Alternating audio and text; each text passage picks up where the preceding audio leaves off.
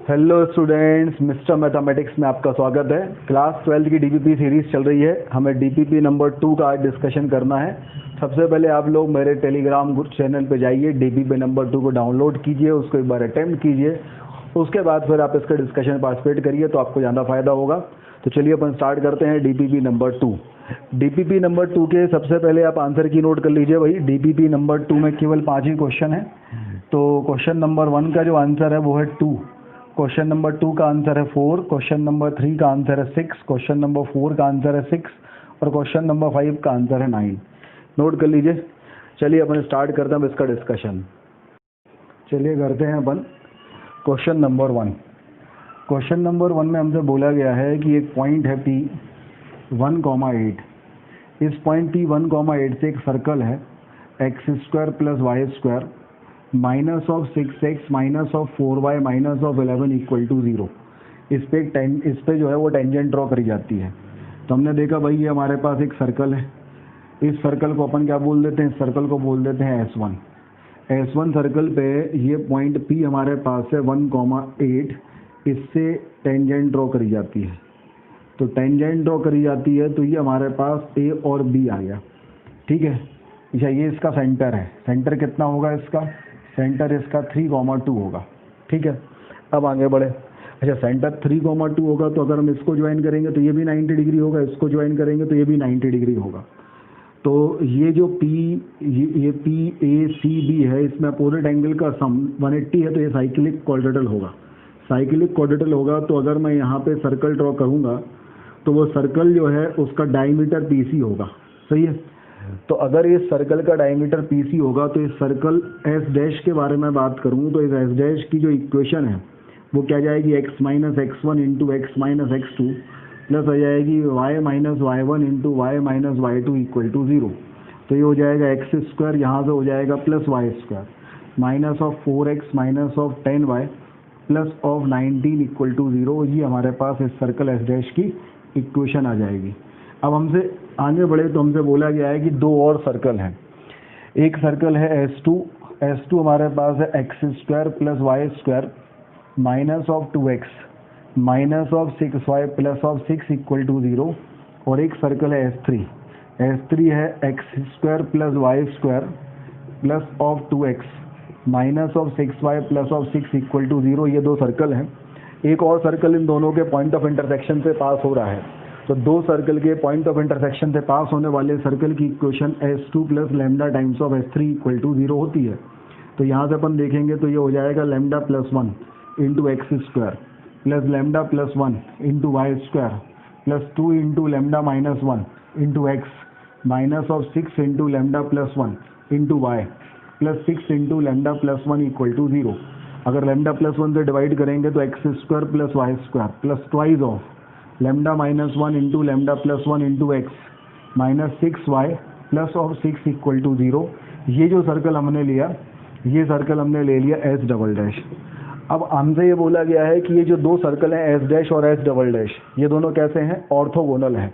अगर दो circle orthogonal होते हैं तो उनकी हम कंडीशन लगाएंगे तो उससे हमारे पास लैम्डा की वैल्यू आएगी। यहाँ तक नोट कर लीजिए पहले।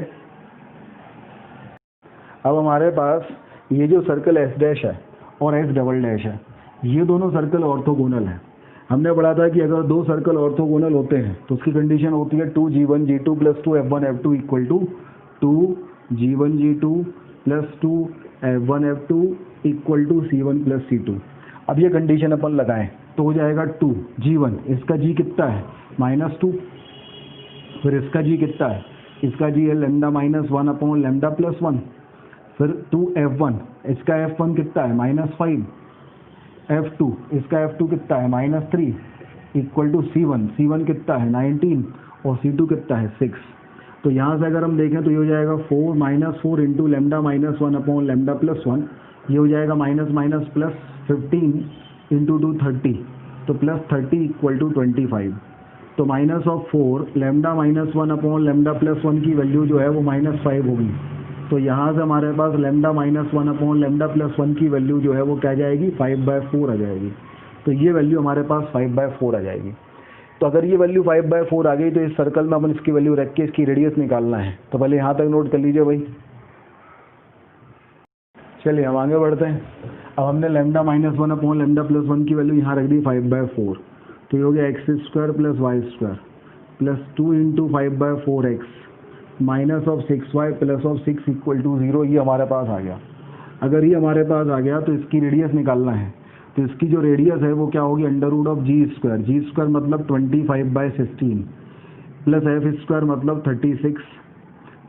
25/9 और माइनस सी मतलब -6। जी स्क्वायर मतलब 25/16, एफ स्क्वायर मतलब इसका अपन निकालेंगे ना तो -3 का स्क्वायर 9 और माइनस सी मतलब -6।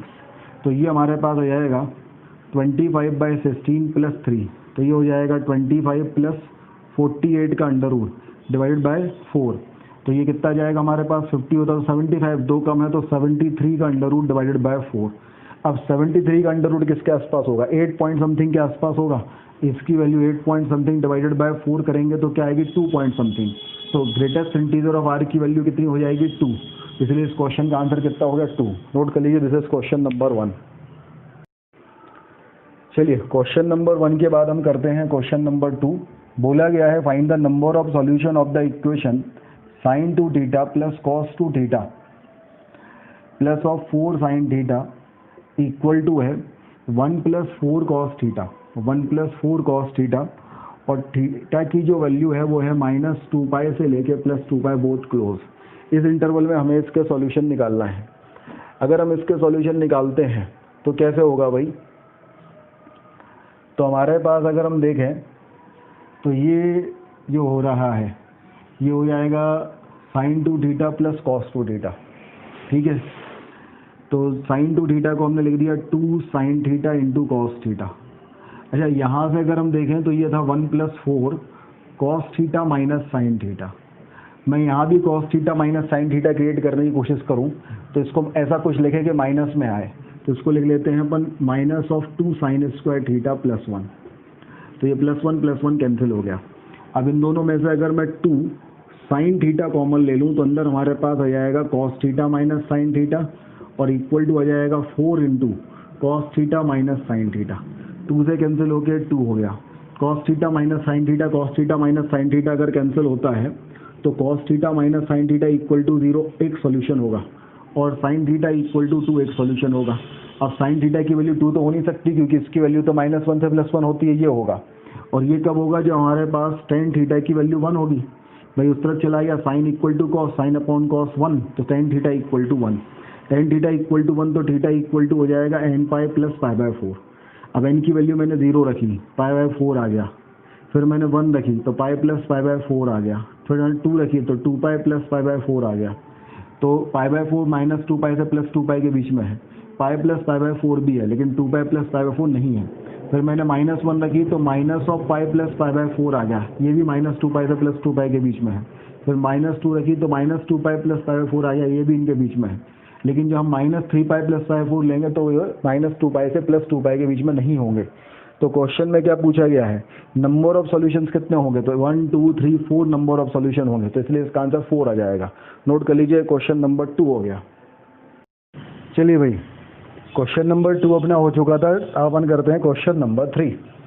क्वेश्चन नंबर 3 देखिए, बोला गया है the parallelogram bounded by the lines. एक पैरेललोग्राम है, ये अपन ने ले लिया पैरेललोग्राम, और बोला गया this is bounded by the line y equal to ax plus c and y equal to ax plus d. दोनों पैरेलल हैं क्योंकि स्लोप सेम है, a और a, तो ये अपन ने अपोजिट पैरेलल लाइंस बना दी। And y equal to bx plus c and y equal to bx plus d. इसका जो एरिया है वो है 18 स्क्वायर यूनिट। एक और पैरेललोग्राम है, ठीक है भाई, एक और पैरेललोग्राम बना लेते हैं।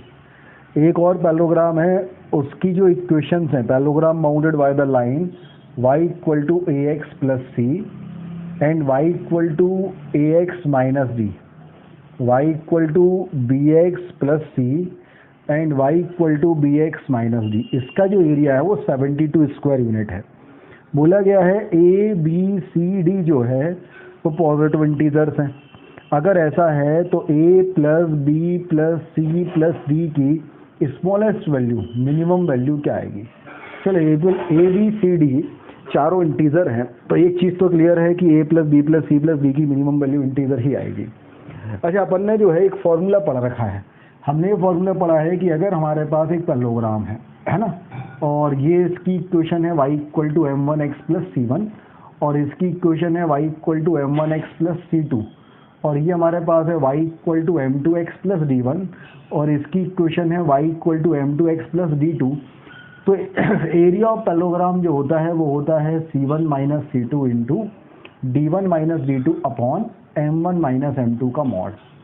अब इसको अगर अपन सॉल्व करें तो यहाँ लगाएं तो C1 माइनस सी टू मतलब C minus d into c minus d, तो क्या जाएगा C माइनस डी का whole square upon A minus b का मॉड, और इसकी वैल्यू है 18, और यहाँ से हमारे पास क्या जाएगा C plus d into c plus d का होल स्क्वायर, और अपॉन हो जाएगा slope that is A minus b का मॉड, इसकी वैल्यू है 72।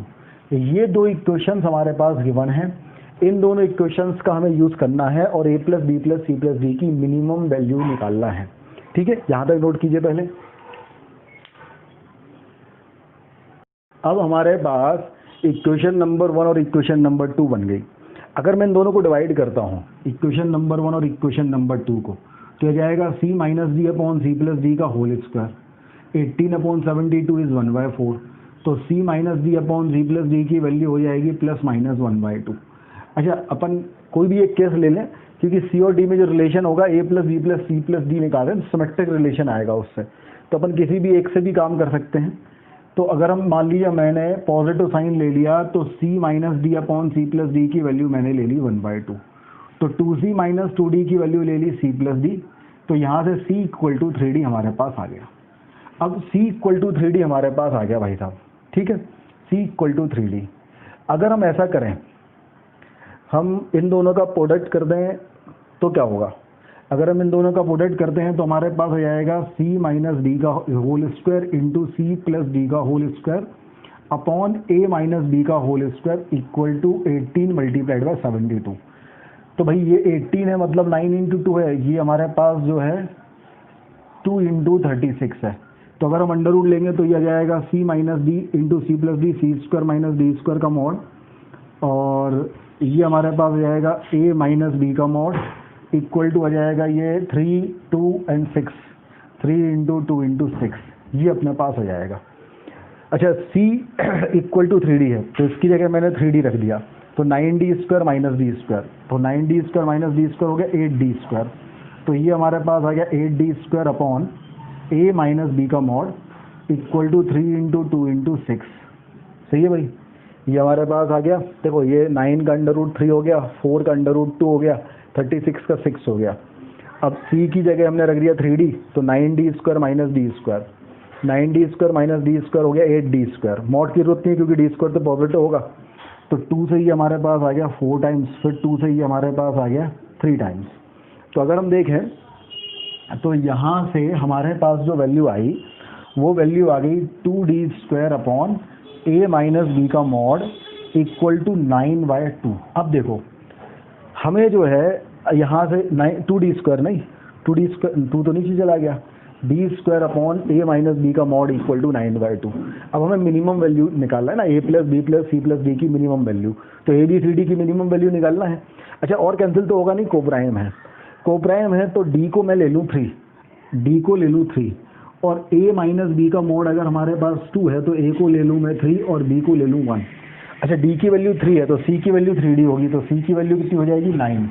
तो a plus b plus c plus d की जो मिनिमम वैल्यू हमारे पास होगी 9 plus 3 12 plus 3 15 plus 1 15, that is 16। तो अगर मैं मिनिमम वैल्यू लेता हूँ तो a plus b plus c plus d की मिनिमम वैल्यू क्या आ जाएगी 16। इस तरीके से क्वेश्चन सॉल्व हो जाएगा, नोट कीजिए भाई। चलिए क्वेश्चन नंबर 3 हो गया। अब हम करते हैं क्वेश्चन नंबर 4। क्वेश्चन नंबर 4 में हमसे बोला गया है कि एक ट्राइंगल हमारे पास है ABC, उसमें साइन ए और ब्रैकेट के अंदर दिया है sine a plus cos b minus of sine b, और इसके साथ प्लस में हमारे पास है कॉस ए, और इसकी वैल्यू है cos a plus sine b plus cos b, और इसकी वैल्यू है 1 प्लस साइन सी। ए की वैल्यू जो दी है वो दी है 4 और बी की वैल्यू दी है 3, तो आपको एरिया ऑफ ट्राइंगल एबीसी निकालना है। अब देखिए मैं इसको सॉल्व करता हूँ। ये साइन स्क्वायर है और ये कॉस स्क्वायर है, क्या हो गया 1। ये sine a into cos b, ये plus cos a into sine b, क्या हो गया sine of a plus b. Sine a minus sine a into sine b और plus cos a into cos b, तो cos a into cos b minus sine a into sine b, क्या जाएगा cos of a plus b equal to 1 plus sine c. A plus b की जगह हमने रखा pi minus c, तो sine of pi minus c sine c, cos of pi minus c minus cos c equal to 1 plus sine c. ये 1 plus sine सी cancel हो गया, तो cos सी की वैल्यू आ गई 0, तो सी की वैल्यू आ गई 90 डिग्री। सी की वैल्यू अगर 90 डिग्री आ गई तो ये तो एक राइट एंगल ट्राइंगल हो गया। ये सी आ गया, ये ए आ गया, ये बी आ गया, ये हो गया, ये बी होगा, तो एरिया आ जाएगा half a b. Half a b मतलब 12/2 मतलब 6, तो इसका एरिया आ जाएगा 6 unit square. Question solve, note कर लीजिए। चलिए क्वेश्चन नंबर 5 करते हैं सॉल्व। क्वेश्चन नंबर 5 में बोला है the number of arrangements 4 alike Apple, 4 alike Apple, 5 alike mangoes, 1 banana and 1 orange. अगर ऐसा है then in which all apples are together or all mangoes are together, all apples are together and all mangoes are together का निकालना है। तो अपन क्या करेंगे, all apples are together वाला एक केस निकालो plus all mangoes are together वाला एक केस निकालो। अब दोनों टुगेदर वाला जो केस होगा वो इसमें दोनों में आ गया, तो सब्ट्रैक्ट कर दो all apples and mango वाला टुगेदर वाला।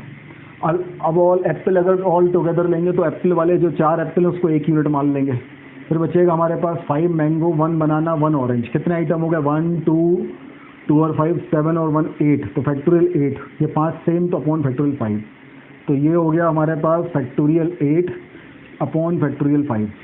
जब पाँचों के पाँचों मैंगो साथ मिलेंगे तो मैंगो को जो है एक बॉक्स में बंद कर दो, तो ये हमारे पास आ जाएगा, तो 1 2 और 4 6 और 1 7, तो फैक्टोरियल 7 अपॉन फैक्टोरियल 4, तो ये हमारे पास आ जाएगा प्लस फैक्टोरियल 7 अपॉन फैक्टोरियल 4। और जब दोनों को साथ मिलेंगे तो 1 2 3 4 फैक्टोरियल 4। इसको अपन सॉल्व कर देंगे तो अपना आंसर आ जाएगा। नोट कर लीजिए भाई, ये क्वेश्चन नंबर 5 हो गया। हाँ तो बच्चों इस तरीके से अपनी डीपीपी नंबर 2 हो गई। चलिए अपन आगे मिलेंगे अगली डीपीपी के साथ। मेरी आप लोगों को बहुत अच्छी एडवाइस है, ये डीपीपी अगर आप करेंगे तो आपकी बहुत अच्छी तैयारी मेंस की हो जाएगी। बट पहले आप डीपीपी को अटेम्प्ट करें, अटेम्प्ट करने के बाद जो डीपीपी के आंसर की मैं देता हूँ उस आंसर की से उसको मैच करें, मैच करने के बाद अपने जो मार्क्स है वो कैलकुलेट करें, उसके बाद आप डिस्कशन में आएंगे तो आपको ज़्यादा फायदा मिलेगा। चलिए अपन मिलते हैं अगली क्लास में, तब तक के लिए बहुत बहुत धन्यवाद।